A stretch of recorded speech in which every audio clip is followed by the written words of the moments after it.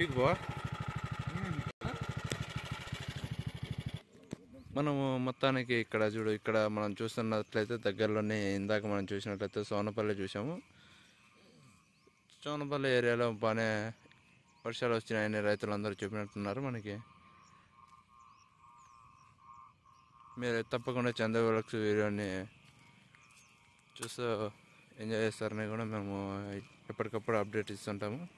చూడండి, మనము ఈ కరివేపాకుని ఇవన్నీ గమనించినట్లయితే